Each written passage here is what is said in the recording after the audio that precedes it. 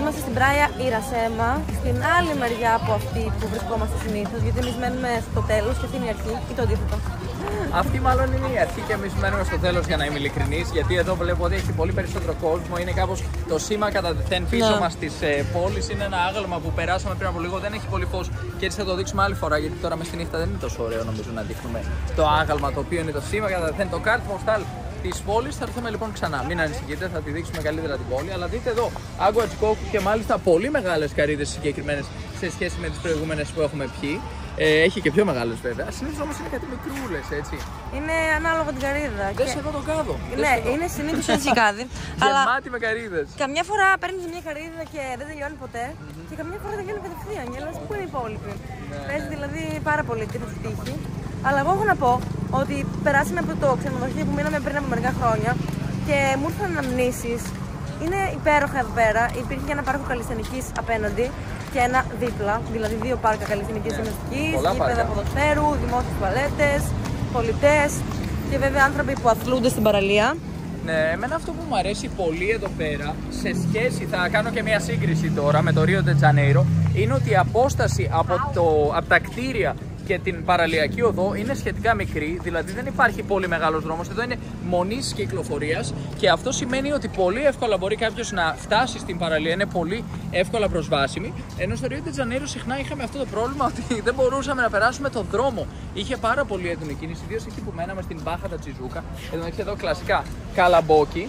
Και επίσης υπάρχουν αυτά τα σουβλάκια τα οποία είναι, πώς το λένε, και ιζουκοάλιο. Είναι κάτι σαν χαλούμι σε γεύση. Δεν το έχουμε εμείς στην Ελλάδα και γενικότερα στην Ευρώπη. Γιατί όμως, έχουμε τόσο ωραία τυριά και κασέρια. Αυτό θα το χαρακτήριζα βέβαια ως, δεν ξέρω, τυρί κασέρια αυτό είναι το ιζουκοάλιο. Είναι λίγο κίτρινο. Μοιάζει με χαλούμι. Ναι. Αλλά γιατί δεν έχουμε με σουβλάκι τυριού, ας πούμε. Δεν ξέρω, να το ακούσουν όσοι είναι επιχειρηματίες και ασχολούνται στον κλάδο αυτό της εστίασης στην Ελλάδα. Έχετε υπόψη ότι μπορεί να φτιάξετε, άμα θέλετε να φτιάξετε ένα σουβλάκι χαλούμι, κάτι τέτοιο, και να το πουλάτε έτσι σαν σουβλάκι. Για όσους δεν τρώνε κρέας, για παράδειγμα, θα ήταν ιδανική επιλογή. Και εγώ που τρώω κρέας, μια χαρά τα τρώω και τα κέζικο. Αυτό είναι ένα πολύ ωραίο εστιατόριο. Δείτε εδώ τι ωραία διακόσμηση, τι ωραία βλάστηση. Θυμάμαι, αν δεν κάνω λάθος, έχουμε φάει εδώ στο παρελθόν, Νίκη. Δεν νομίζω.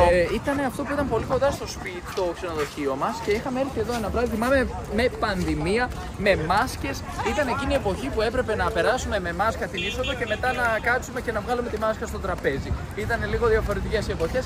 Πολύ χαίρομαι που δεν ισχύουν ακόμη και δεν υπάρχουν. Και για να φτερνιστούμε, τη βγάζουμε εννοείται για να μην φτερνιστούμε και μέσα στη μάσκα. Οι μαθητές μου στην τάξη πάντα κάνουν αυτό το πράγμα. Εν τω μεταξύ είχα και κάτι μαθητές, κάποιους μαθητές που φορούσαν γυαλιά και η μάσκα τους προκαλούσε, τους δημιουργούσε πρόβλημα και θόλωναν τα γυαλιά. Και τους έλεγα, σε παρακαλώ, βάλε τη μάσκα τους, γιατί μου λέγανε να τους μαλώνω και να τους λέω να βάλουν τη μάσκα, που και εγώ δεν ήθελα εντωμεταξύ. Αλλά τέλος πάντων, τους έλεγα, σας παρακαλώ, παιδιά, ξέρετε ότι. Τέλος πάντων, και μου λέγανε, μα θολώνουν τα γυαλιά μου, δεν μπορώ να δω. Και έλεγα, πω ρε παιδί μου, τι να κάνω. Γιατί στο γυμναστήριο που έπρεπε να τρέχουμε στο διάδρομο με τη μάσκα, ναι. περισσότερα προβλήματα υγείας θα δημιουργούνταν παρά ωφέλη μετά από αυτή τη γυμναστική. Αλλά εδώ δείτε, άνθρωποι που τρέχουν στον ποδηλατόδρομο, ακριβώς πάνω στην παραλία.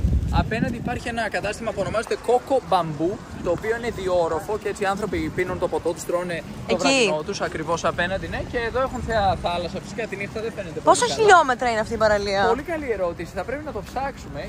Η αλήθεια είναι ότι δεν ξέρω αν αναφέρεσαι στην παραλία της Irasema, αυτή καθ' αυτή, ή στην συνολική ακτή της πόλης. Γιατί ναι, στην Irasema. Η Irasema πρέπει να το ψάξουμε, γιατί η Irasema χωρίζεται κιόλας. Το μετά γίνεται Mucuripe. Θα το ψάξω τώρα. Εμείς σήμερα πήγαμε στην Praia do Futuro που λένε ότι είναι μια καλή παραλία, αλλά πρέπει να βγεις λίγο πιο έξω από την πόλη. Και εμάς δεν μας άρεσε τόσο. Είχε πολλά κύματα, ήταν λίγο καφέ το νερό. Και λέμε, γιατί είναι αυτή η καλύτερη παραλία? Γιατί θεωρείται καλή παραλία? Είναι και πιο καθαρή. Λέω, πώς είναι πιο καθαρή, αφού το νερό είναι καφέ? Και λέει, είναι καφέ επειδή έχει φύκια. Ναι, αλλά εδώ δεν έχει καφέ νερό και ούτε φύκια. Λογικά δεν θεωρείται τόσο καθαρό γιατί έχει βάρκες, έχει τις ψαράδες εδώ. Αλλά εμένα μου αρέσει πάρα πολύ να κολυμπάω εδώ στην Irasema. Δεν έχει κύματα, είναι το νερό έτσι σε οθεί, σε ελκύει να μπει μέσα, να κολυμπήσεις για αρκετή ώρα. Ενώ εκεί που πήγαμε προηγουμένως στην Praia do Futuro, την παραλία του Μέλδος, δεν μου άρεσε τόσο. Είχε οργανωμένα beach bar, ήταν άλλο στυλ, είχε καρεκλάκια, είχε δυνατή μουσική. Εμάς μας αρέσει πιο πολύ κάτι πιο χαλαρό, πετσέτα στην άμμο, χωρίς πολλά. Έψαξες? Η αλήθεια είναι ότι το ChatGPT που το έψαξα τώρα μου λέει ότι είναι μόνο 1,5 χιλιόμετρο. Νομίζω όμως ότι πρέπει να έχει κάνει κάποιο λάθος. Δεν μπορεί να είναι τόσο λίγο. Άρα θα το ψάξω λίγο και με το Google Maps να δούμε τι γίνεται εκεί πέρα. Γιατί μου λέει ότι στο Google Maps σκέψου μου λέει ότι είναι 50 λεπτά περπάτημα. Δεν μπορεί να είναι 1,5 χιλιόμετρο. Μπορεί να αλλάζει όνομα μετά η Βραϊντέρα Σέμα. Πάντως εδώ βλέπω ότι αν περπατήσουμε μέχρι, από εδώ κιόλας, δεν είναι η αρχή, μέχρι το τέλος που εκεί που μένουμε είναι 4 χιλιόμετρα αυτή η απόσταση. Άρα μάλλον είναι πιο κοντά στα 4, θα έλεγα 4 και κάτι χιλιόμετρα η συνολική. Το θυμήθηκα πολύ καλά. Λοιπόν, φτάνουμε στο αμφιθέατρο της παραλίας της Σιρασάν, στο αμφιθέατρο της Φορταλέζα. Εδώ είχαμε πετύχει ένα υπέροχο συντονισμένο χορό που όλοι οι άνθρωποι χορεύαν. Σαν ζούμπαν ήταν νομίζω. Κάτι τέτοιο, ναι. Και θυμάμαι ότι είχαμε ανέβει σε αυτή τη σκηνή και πετάξαμε με τον drone, ενώ οι άνθρωποι πίσω μας χορεύανε. Και χορεύαμε κι εμείς. Χορεύαμε, είχα την νίκη πάνω μου εδώ και χορεύαμε έτσι. Και το drone πετούσε, ήταν υπέροχο. Έχουμε αναρτήσει στο παρελθόν αυτά τα πλάνα. Ναι, εδώ... και μάλιστα, επειδή ήταν κάποιοι από πίσω μας, μετά κατέβασα ένα πρόγραμμα ειδικό για να εξαφανίσω εκείνον τον άνθρωπο πίσω με το Adobe After Effects. Και κατέβασα το πρόγραμμα και έμαθα να εξαφανίζω αντικείμενα από βίντεο ειδικά γι' αυτό. Αλλά όπως και να έχει. Χρήσιμο κι αυτό. Επιστρέψαμε λοιπόν στο αμφιθέατρο της Σιρασέμα και μάλιστα νομίζω ότι σαν να έχει έρθει το νερό λίγο πιο πάνω. Θυμάμαι ότι παλαιότερα υπήρχε άμμος εκεί, εκτός αν είναι έτσι λόγω της παλήριας. Λόγω παλήριας. Ναι, εδώ πολύ κοντά επίσης είχαμε ένα ατύχημα. Πετούσαμε τον drone. Ναι, πετούσαμε τον drone προς τα πίσω και έκανα μια πλακία. Εγώ έφταιγα. Πετούσαμε το DJI Mini 2 που δεν έχει αποφυγή εμποδίων από πίσω ούτε μπροστά και στο πλάι. Έχει μόνο αποφυγή εμποδίων από κάτω. Δηλαδή, αν πάω να κατέβω πάνω σε κάτι, δεν με αφήνει. Λέει όχι, δεν μπορώ και πάω πάλι πάνω. Αλλά εγώ πετούσα προς τα πίσω. Και λέω εντάξει, είμαι πολύ ψηλά. Ήμουν αρκετά ψηλά εδώ που τα λέμε. Αλλά τι δεν υπολόγισα. Κοιτάξτε λίγο το ύψος των κτηρίων εδώ. Πήγαινα προς τα πίσω και τραβούσα την παραλία, έκανα κάτι ωραία πλάνα. Και έτσι όπως πάω προς τα πίσω, βλέπω εμφανίζεται από κάτω ένα κτίριο. Λέω, καλό είναι να σταματήσω τώρα να κόψω. Και εκεί που ανακόψω, μπαμ, χτυπάω ένα κτίριο πίσω. Εν τω μεταξύ ήταν στον 20ο κάτι όροφο, 22ο όροφο, 25ο όροφο, κάπου εκεί. Πού να φανταστώ κι εγώ δεν είχα συνηθίσει τέτοιο ύψος κτιριών. Μπαμ, χτυπάει τον drone πίσω και λέω Νίκη, πάει τον drone. Πάλι καλά. Τρέξαμε να το βρούμε, πήραμε το άλλο drone που είχαμε στο σπίτι, εντοπίσαμε. Βασικά δεν ξέρω πώς το εντοπίσαμε ακριβώς μέσω της εφαρμογής. Κοίταξε, θα σου πω τι έγινε ακριβώς. Το drone ήταν αναμένο. Είχε παραμείνει αναμένο, ήταν εκεί και το χειριστήριο μας έλεγε ακριβώς που βρίσκεται. Αλλά δεν μπορούσαμε να δούμε τίποτα γιατί τελικά το drone είχε χτυπήσει στον τοίχο, ήταν κάτω, έτσι κοιτούσε προς τα κάτω και μπορούμε να το φανταστούμε κιόλας ότι ήταν κάθετα το drone έτσι σε έναν τοίχο. Αλλά όπως και να έχει, μας έλεγε που είναι, μας έδινε στίγμα και είχε 25% μπαταρία, αλλά τέλειωνε. Και ήμασταν εκεί με το χειριστήριο και το βρήκαμε που ήταν, αλλά φανταστείτε, όταν λέμε το βρήκαμε, λέω αν είναι εκεί. Ναι, ήταν κάπου πάνω σε ένα από αυτά τα κτίρια στην Ταράτσα. Σε ένα ελικοδρόμιο, σε ένα κτίριο με ελικοδρόμιο πάνω. Γιατί οι άνθρωποι χρησιμοποιούν και τα ελικόπτερά του εννοείται. Πηγαίνουν στην Ταράτσα του και κατεβαίνουν κάτω στη σπιταρόνα του. Γιατί μπήκα κιόλας εγώ. Μπήκα στο σπίτι ενός ανθρώπου γιατί έπρεπε να περάσουμε από το σπίτι του για να μπούμε στο μπαλκόνι του και να πάρουμε τον drone με τον υπεύθυνο του κτηρίου. Και μπήκαμε, πήραμε τον drone και ο άνθρωπος κιόλας μας βοήθησε πάρα πολύ. Ήταν πρώην στρατιωτικός και μας έκανε κιόλας όταν μας βρήκε. Παρουσιάστηκε, ναι. Μας έδωσε τον drone και ήταν πάρα πολύ έντονη εμπειρία. Και είναι ίσως και ένας από τους λόγους που αγαπήσαμε τη Φορταλέζα εξ αρχής. Γιατί ζήσαμε έντονες εμπειρίες. Ήρθαμε για λίγο καιρό και είδαμε πάρα πολλά πράγματα. Ζήσαμε πάρα πολλά πράγματα μέσα σε εκείνες τις λίγες μέρες. Γι' αυτό θέλαμε να ξανάρθουμε. Και βλέπω ότι συνεχίζει να είναι έτσι και ακόμα καλύτερα κιόλας. Έτσι είναι. Χάρη στο δεύτερο drone καταφέραμε να πετάξουμε να δούμε πού βρισκόταν ακριβώς το άλλο και να δείξουμε τα πλάνα στον θηρορό του συγκεκριμένου condominium. Γιατί εδώ πολλά από αυτά τα κτίρια είναι condominium. Μάλιστα, θυμάμαι χαρακτηριστικά να μπαίνουμε στο συγκεκριμένο condominium που φτάνουμε τώρα εδώ απέναντι. Είναι αυτό εδώ που δείχνω. Είναι το condominium. Αυτό το δεξί είναι το condominium στο οποίο μπήκαμε και τους είπαμε συγγνώμη, θέλουμε να ανεβούμε για να δούμε απέναντι πού βρίσκεται το drone μας. Ναι. Και ένας θηρορός εκεί μας λέει εντάξει, κοιτάξτε παιδιά, θα σας βάλω στο hall να δείτε λίγο από εκεί. Δεν φαινόταν τίποτα απέναντι. Τελικά ήταν σε αυτό το κτίριο πάνω, το οποίο είχε ελικοδρόμιο και είχε πέσει στον όροφο κάτω από το ελικοδρόμιο, δηλαδή στο ρετυρέ. Και τους δείξαμε τα πλάνα και λένε συγγνώμη, δεν μπορείτε να μπείτε μέχρι να έρθει ο υπεύθυνος τη Δευτέρα το πρωί. Ήταν Παρασκευή βράδυ. Εμείς εδώ μεταξύ όλο το Σαββατοκύριακο να είμαστε αγχωμένοι, τι θα γίνει. Δεν φεύγαμε κιόλας. Ναι, και τελικά ακυρώσαμε τη μέρα που ήταν αυτή, την αναβάλαμε για να μπορέσουμε να πάμε τη Δευτέρα το πρωί εκεί που ήταν ο υπεύθυνος, ο οποίος τελικά μας άφησε να ανέβουμε. Ανεβήκαμε στο ελικοδρόμιο, ανεβήκαμε στο ρετυρέ και τελικά η Νίκη πέρασε μέσα από αυτό το σπίτι του ανθρώπου αυτού που είχε κάτι αγάλματα, κάτι αρχαιοελληνικά αγάλματα, είπες κάτι τέτοια. Ναι, ήταν λίγο ωραίο το σπίτι. Ας πούμε ότι ενδεχομένως ο άνθρωπος να είχε έτσι πολύ καλή οικονομική κατάσταση, είχε ένα πολύ όμορφο σπίτι και ξαφνικά ήρθαν δύο περίεργοι Έλληνες που του λέγανε ότι έπεσε το drone τους στο μπαλκόνι του. Μας βοήθησε όμως ο άνθρωπος. Είναι πολύ βοηθητικοί γενικά οι Βραζιλιάνοι. Είναι ένα φαινόμενο που δεν έχω συναντήσει σε τέτοιο βαθμό σε άλλη χώρα. Μιλάμε για καταστάσεις όπου κινητοποιείται μια ολόκληρη φαβέλα για να μας βοηθήσει πάλι με τον drone που είχαμε πρόβλημα. Να το βρούμε, γιατί το είχαμε κατεβάσει σε ένα κτίριο που δεν γνωρίζαμε ποιο. Το μόνο που ξέραμε ήταν ότι είχε μια πορτοκαλί ξαπλώστρα στην οροφή. Και τελικά κινητοποιήθηκε όλη η φαβέλα με τις μηχανές για να μας βοηθήσουν να βρούμε τον drone μας.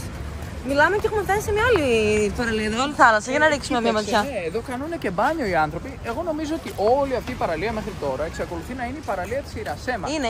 Οι άνθρωποι κάνουν το μπανάκι τους. Φαίνεται να είναι βράδυ, αλλά δεν είναι και τόσο βράδυ. Είναι 7 παρά 20 το απόγευμα. Απλώς επειδή είναι νωρίς ο ήλιος, δεν είναι ουσιαστικά βράδυ, είναι μια ψευδαίσθηση. Νομίζω εξακολουθεί όλη αυτή η παραλία που περνούσαμε μέχρι τώρα. Ήταν η παραλία της Ιρασέμα και εξακολουθεί να είναι εδώ η παραλία της Ιρασέμα και πηγαίνουμε και θα συνεχίσουμε να πηγαίνουμε για αρκετή ώρα κατά μήκος αυτής. Βλέπουμε πολλούς ανθρώπους που περπατάνε με τα σκυλιά τους, με την παρέα τους, με τους φίλους τους. Η διαφορά που ακούμε για τη Βραζιλία, το ότι κλέβουν η κυβέρνηση, μπορεί να κλέβουν, αλλά τουλάχιστον δίνουν κιόλας κάτι έτσι. Γιατί εγώ ξέρω και άλλες χώρες που κλέβουν, αλλά δεν υπάρχει και τίποτα από υποδομές. Ναι, κοίταξε, να τα λέμε και λίγο ομά όμως τα πράγματα. Εδώ υπάρχει έντονη ανισότητα, πολύ μεγάλος πλούτος ισορρευμένος στα χέρια των λίγων και λίγος πλούτος για τους ανθρώπους οι οποίοι ζουν στην περιφέρεια. Εδώ υπάρχουν φυσικά και φαβέλες και εδώ στην Φορταλέζα, όχι ακριβώς εδώ που βρισκόμαστε εμείς, αλλά αν πας λίγο έξω από το κέντρο σε κάτι λόφους υπάρχουν και εκεί. Εκεί σε αυτά τα μέρη οι άνθρωποι ζουν λίγο πιο ταπεινά, δεν έχουν τόσες παροχές, τόσο πρόσβαση στις υπόλοιπες παροχές που έχουν πολλοί άνθρωποι. Να πω κάτι, όταν λες πλούτο εννοείς χρήματα, γιατί ο πλούτος δεν είναι μόνο χρήματα.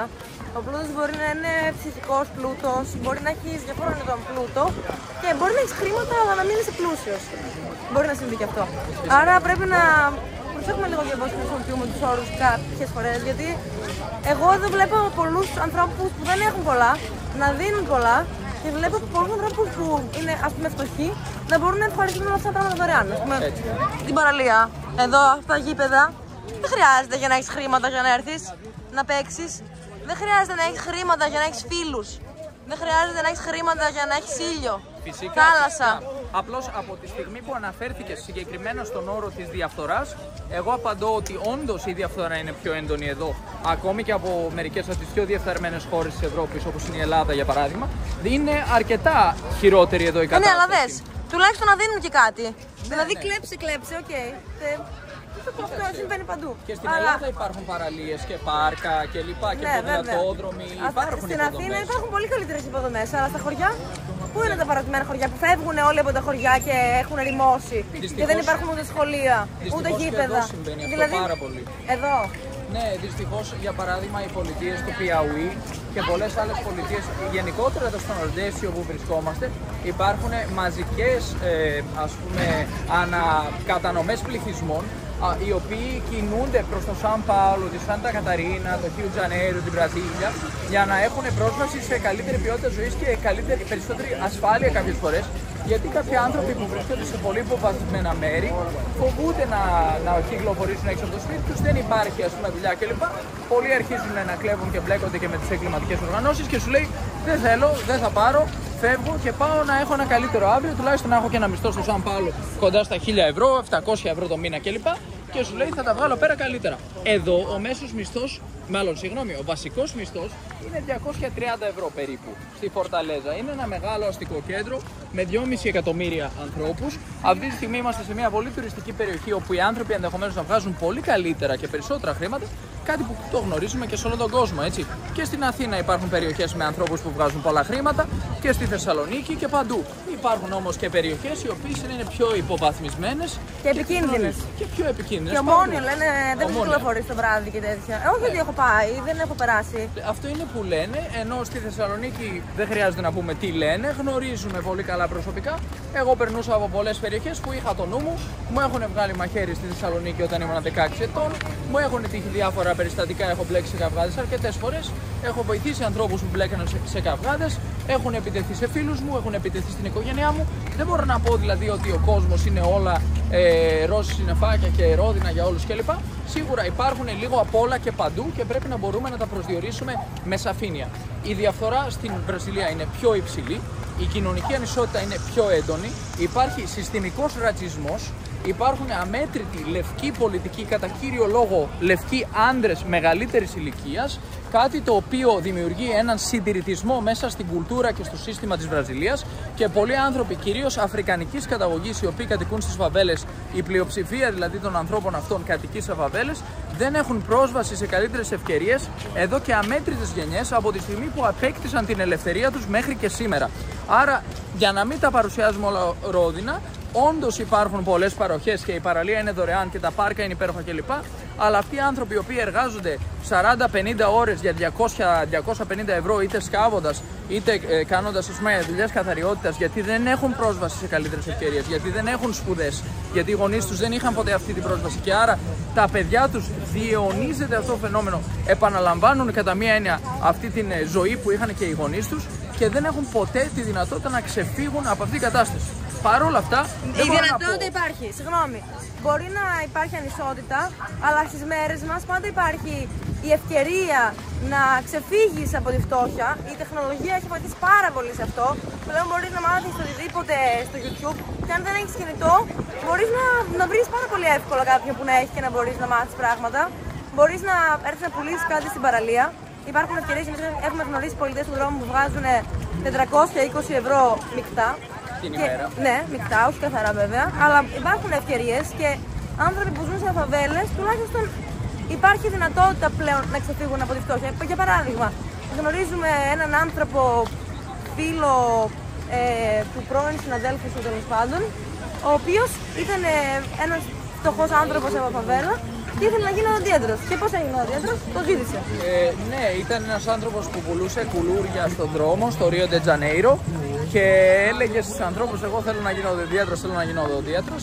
Και σε κάποια φάση ένας άνθρωπος ο οποίος είχε χρήματα αρκετά λέει: εμένα με ενέπνευσε η ιστορία σου, θέλω να σε βοηθήσω, να σε στηρίξω, και τον στήριξε οικονομικά για να μπορέσει να σπουδάσει. Δυστυχώς υπάρχει ένα φαινόμενο εδώ πέρα όπου πολλές φορές πληρώνεις για τις σπουδές και γι' αυτό πολλοί άνθρωποι που δεν έχουν την οικονομική δυνατότητα δεν μπορούν τελικά να σπουδάσουν και μένουν κατά μία έννοια παγιδευμένοι ουσιαστικά σε αυτή την κατάσταση, το οποίο είναι πολύ άσχημο και γι' αυτό πάντα πρέπει να θυμόμαστε ότι η παιδεία, η πρόσβαση στο εκπαιδευτικό, σε υψηλού επίπεδου εκπαιδευτικό σύστημα και μόρφωση είναι αυτή που αλλάζει και δίνει ευκαιρίες σε αυτούς τους ανθρώπους για να μπορέσουν να ξεφύγουν από αυτόν τον τρόπο ζωής. Εγώ που σπούδασα φυσικοθεραπεία δεν έχω ασχοληθεί με το επάγγελμά μου, με αυτό που σπούδασα. Πήγα στην Αγγλία και ήμουνα φροντίστρια ηλικιωμένων. Κάτι το οποίο δεν χρειάζεται πτυχίο και μπορεί να το κάνει οποιοδήποτε. Και όταν έλεγα στις φίλες μου που και αυτές δεν είχαν δουλειά στην Ελλάδα να έρθουν να το κάνουν, λέγανε σιγά μην το κάνω εγώ αυτό. Δεν είμαι τέτοιο επίπεδο ή ας πούμε. Δεν υπάρχει περίπτωση ή δεν θέλουν να φύγουν από την Ελλάδα. Άρα η ευκαιρία υπάρχει. Δεν είναι ότι δεν υπάρχει ευκαιρία, είναι ότι δεν θέλουν με πολλές φορές να κάνουμε κάτι δύσκολο. Ναι, ευτυχώς εμείς στην Ευρωπαϊκή Ένωση, ιδίως τότε που δεν είχε γίνει ακόμη το Brexit, είχαμε αυτό το μοναδικό δικαίωμα μετακίνησης, ελεύθερης μετακίνησης σε μια άλλη χώρα. Ναι, όσο περπατάμε μεταξύ. Προσπερνάμε και ένα από αυτά τα υπέροχα μέρη που λέγαμε προηγουμένως, τη δυνατότητα δηλαδή που έχουν οι άνθρωποι να έρθουν εδώ να αθληθούν και να κάνουν όλες αυτές τις δραστηριότητες. Να, ορίστε. Δείτε εδώ, skate park. Αλλά αυτό που έλεγα εγώ προηγουμένως, συγγνώμη κιόλας αν σε διέκοψα, θα το πεις και εσύ αυτό που έλεγες, αλλά εγώ έλεγα το ότι σπούδασα φυσικοθεραπεία δεν ήταν ο βασικός παράγοντας που μου επέτρεψε, ας πούμε, να ταξιδεύω. Άρα μπορείς να πετύχεις το μαθαίνεις με διάφορους τρόπους. Αλλά η παιδεία βέβαια βοηθάει, η μόρφωση και η παιδεία. Και να πω και κάτι άλλο. Το πιο κύριο, το πιο βασικό από όλα είναι η ευγένεια. Γιατί αν δεν μάθουμε να μιλάμε στους ανθρώπους μας με ευγένεια και άμα δεν είμαστε καλοί άνθρωποι, κανένας δεν θέλει ούτε να μας δώσει δουλειά, ούτε να μας βοηθήσει, ούτε να είναι φίλος μας. Θα είμαστε καταδικασμένοι μια ζωή να ζούμε στην απομόνωση και στη μιζέρια. Ναι, δυστυχώς ή ευτυχώς έτσι είναι. Είμαστε κοινωνικά όντα. Όλα εξαρτώνται σε μεγάλο βαθμό από την συνεργασία μας με άλλους ανθρώπους. και όλα τα χαρτιά του κόσμου να έχεις, άμα δεν σε συμπαθούν οι άλλοι, δεν θα πας πολύ καλά μάλλον στη ζωή σου, γιατί χρειαζόμαστε τους άλλους για να μπορέσουμε να πάμε μπροστά πολύ συχνά. Και ο πιο δυνατός και ο καλύτερος στον κόσμο να είσαι στο επάγγελμά σου, κάπου θα χρειαστείς τη βοήθεια κάποιου. Και όταν ήρθε η ώρα να σε βοηθήσει κάποιος, σε μεγάλο βαθμό δεν θα το κάνει γιατί είσαι ο καλύτερος στο επάγγελμά σου, αλλά γιατί είσαι ένας άνθρωπος. Παρένθεση, πετύχαμε και τους αστυνομικούς με τα άλλα. Wow. Πολύ επιβλητικά. Θα μπορούσα να ρωτήσω δηλαδή. Ναι. Μόρφωση ή παιδεία? Παιδεία, τι είναι σίγουρα πιο σημαντικό? Παιδεία σίγουρα, γιατί. Η μόρφωση δεν περιλαμβάνει παιδεία.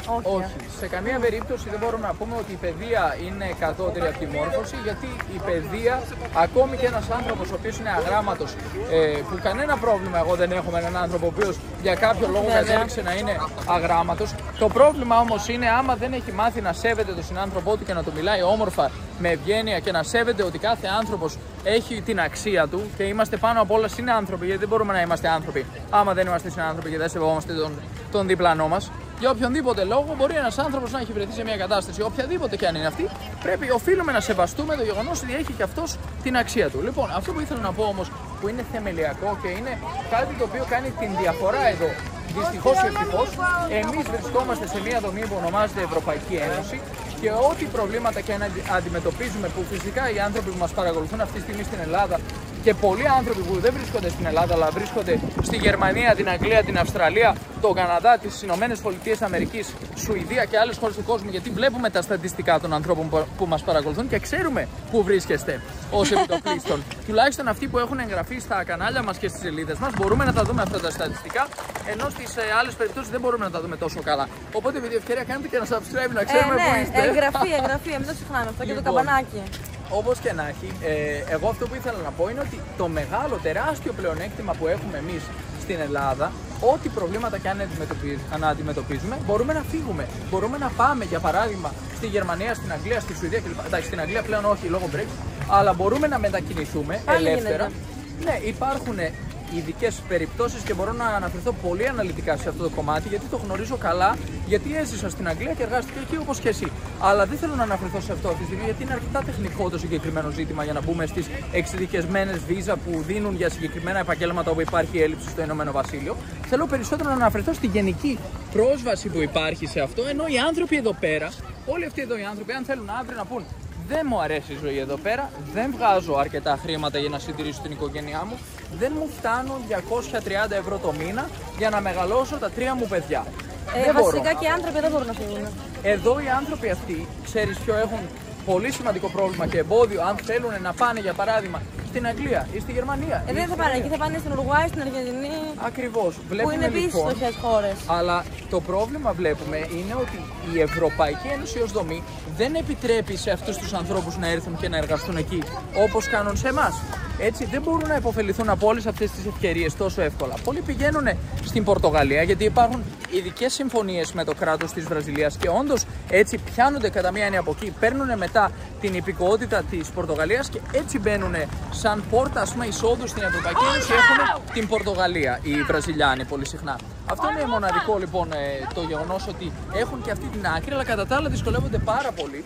Γιατί εδώ πέρα στη Λατινική Αμερική μπορούν να πάνε σε άλλες χώρες που αντιμετωπίζουν πολύ συχνά τα ίδια προβλήματα και συχνά δυστυχώς οι άνθρωποι αυτοί μιλάνε μόνο πορτογαλικά. Και αυτό τους δυσκολεύει, αλλά η Πορτογαλία ευτυχώς αποτελεί λύση. Στην Ελλάδα. Εμείς μιλάμε αγγλικά όμως. Ναι, αλλά όχι όλοι. Αυτό είναι το μεγαλύτερο πρόβλημα. Πολλοί άνθρωποι δεν θέλουν να πάνε στην Αγγλία και στη Γερμανία γιατί δεν μιλάνε γερμανικά και αγγλικά. Και είναι πολύ φυσιολογικό να μην θες να πας σε μια χώρα που δεν μπορεί να συνεννοηθείς με τους ανθρώπους. Άρα από εκεί ξεκινάει όλο το πρόβλημα. Ότι δεν θέλουμε να μάθουμε μια ξένη γλώσσα. Βασικά δεν ξεκινάει από εκεί το πρόβλημα, ξεκινάει από το γεγονός γιατί να σηκωθούμε να φύγουμε από τη χώρα μας. Γιατί η χώρα μας να μην είναι μια χώρα στην οποία μπορούμε να ζήσουμε σαν άνθρωποι με αξιοπρέπεια, στην κουλτούρα μας, εκεί που γνωρίζουμε τέλος πάντων και αγαπάμε περισσότερο. Αλλά αυτό είναι ένα ζήτημα για άλλη μέρα. Θα πάμε τώρα να δείξουμε πολύ γρήγορα και αυτή την όμορφη αγορά που υπάρχει με τα χειροποίητα προϊόντα για να αλλάξουμε λίγο και τον τόνο. Ναι, δες εδώ. Εδώ έχουμε ανθρώπους που κάνουν πίκνικ. Για άλλη μια φορά θα τονίσουμε τα ωφέλη του να υπάρχουν χώροι σαν αυτούς εδώ. Εντελώς δωρεάν. Άνθρωποι ήρθαν εδώ με τους φίλους τους και τις οικογένειές τους να απολαύσουν αυτό το υπέροχο μέρος. Αυτό είναι υπέροχο καιρό. Τι υπέροχο αυτό το πράγμα. Κάθε μέρα ο καιρός να είναι έτσι. 30 βαθμοί Κελσίου. Δεν αγοράσουμε.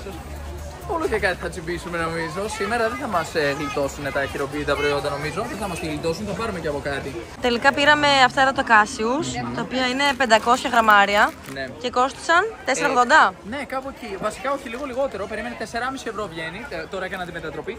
Και πήραμε και μια κασάσα. Είναι ένα ποτό εδώ ντόπιο. Ας πούμε κάτι σαν, να το πούμε, το ρακί τσίπουρο της Βραζιλίας κατά μία έννοια. Κασάσα, αλλά το συγκεκριμένο έχει γεύση μπανάνα. Το οποίο το κάνει αρκετά γλυκό και είναι πιο ευχάριστο. Είναι πολύ ωραίο. Πόσο κόστησε η κασάσα? Η κασάσα 4,80 και είναι σχετικά μικρό το μπουκάλι, 275 ml, αλλά είναι αρκετά δυνατό, 27% αλκοόλ. Έχει κι άλλα εδώ έτσι, σχέδια. Ναι, έχει διάφορες γεύσεις και μάλιστα τις προάλλες πήραμε ένα. Περίμενα να σου δείξω ένα άλλο αρχικά. Αυτό είναι χαπαντούρα. Χαπαντούρα είναι κάτι σαν.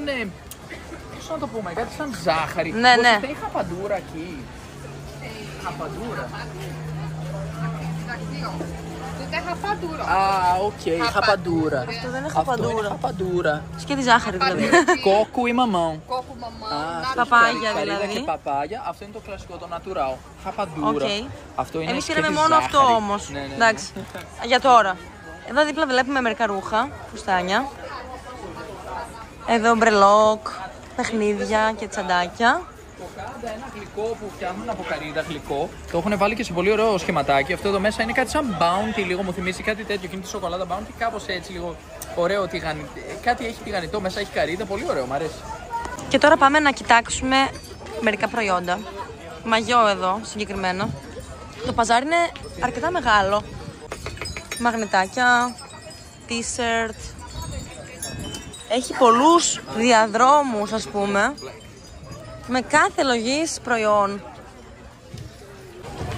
Βλέπετε πόσο μακρύς είναι αυτός ο δρόμος. Κατά μήκος του υπάρχουν παντού περίπτερα με μαξιλάρια, με διακοσμητικά χώρου, με καπέλα. Καπέλα, αγαπημένο μου. Δεν με δούμε τα καπέλα. Οι κουκλάκια. Εντάξει, βέβαια τώρα έχω καπέλο, δεν θέλω να αγοράσω να πω την αλήθεια. Εδώ έχει ένα γαλάζιο καπέλο συγκεκριμένα. Φουλάρια. Σανδάλια. Σανδάλια, ρε φίλε, σανδάλια. Ωραία είναι αυτά τα σανδάλια. Πάρα πολύ ωραία. Εδώ τι είναι αυτά, τραπεζομάντιλα. Χαλάκια. Δεν ξέρω τι ακριβώς είναι να πω την αλήθεια. Μόνο τραπεζομάντιλα είναι. Εδώ βγήκαμε λίγο εκτός. Αλλά άμα στρίψουμε τώρα πάλι αριστερά, θα δούμε πάλι περίπτερα. Αυτά τα καστάνια, τα κάσιους δηλαδή που λέμε είναι κλασικό περίπτερο. Εδώ στο παζάρι. Απέναντι βλέπω σορτσάκια. Άμα βρω κανένα ρούχο που μου αρέσει, μπορώ να το αγοράσω. Εδώ συγκεκριμένα βλέπουμε σορτσάκια λίγο μουσταρδί, λαχανί. Λίγο μεγάλα νούμερα μου φαίνονται επίσης για μένα. Μια φούστα μεγάλη, παρεό. Και φουστάνια.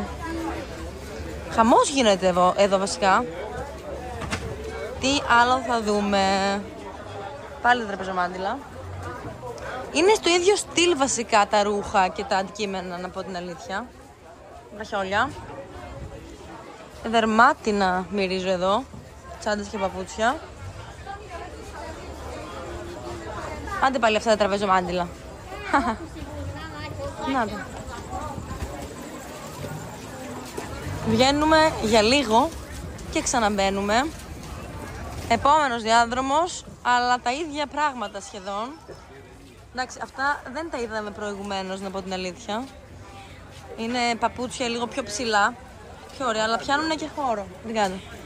Πιάνουνε και πολύ χώρο. Πού να τα κουβαλάς αυτά. Ωραία τα καπελάκια. Ζώνες. Μια χαρά. Ω. Αυτά είναι. Ριγκάντα. Τα ποτά τα είδαμε και προηγουμένως, αγοράσαμε κιόλας. Για να πούμε πάλι σε αυτό το διάδρομο. Δεν βλέπω κάτι που να μου αρέσει ιδιαιτέρως από ρούχο. Μαγιό, αλλά είναι για παιδιά αυτό το μαγιό. Και εδώ έχει μαγιό επίσης. Αρκετά. Πολύχρωμα. Παρεό. Προμοσόν. Ωραία πράγματα. Δεν έχω παράπονο. Έχει και άλλα παζάρια βέβαια εδώ στη Φορταλέζα. Κλειστά. Είχαμε πάει σε ένα συγκεκριμένα με φρούτα, πάρα πολλά φρούτα. Είχαμε δει πάρα πολλά φρούτα σε ένα παζάρι. Εδώ κοχύλια. κοχύλια και κουκλάκια.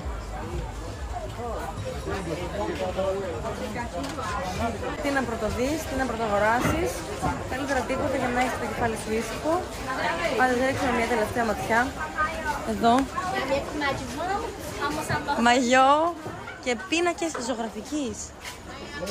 Το μυστικό δείπνο. Μερικές βάρκες, λίγα βασιλέματα. Γηγενείς, άνθρωποι δηλαδή, ντόπιοι, ηθαγενείς. Εδώ φίδια. Και φλετζάνια, κούπες. Περπατάμε, περπατάμε και κοιτάμε και κοιτάμε. Αγοράζουμε με τα μάτια λοιπόν. Όχι δηλαδή κανονική αγορά, αλλά τα βλέπουμε παρόλα αυτά. Σαν να τα αγοράσαμε κατά μία έννοια. Τα βλέπουμε. Τι μ' αρέσουν. Μ' αρέσουν αυτά τα προϊόντα, αλλά πού να τα κουβαλάς. Κάναμε τη βόλτα μας λοιπόν εδώ στο παζάρι, είδαμε προϊόντα και ήρθε η ώρα να τελειώνουμε αυτό το βίντεο. Ναι, άντε, ας το κλείσουμε εδώ. Γεια σας παιδιά, πολλά χαιρετίσματα από την πολύ ζεστή και εύθυμη ατμόσφαιρα της Φορταλέτα. Γεια.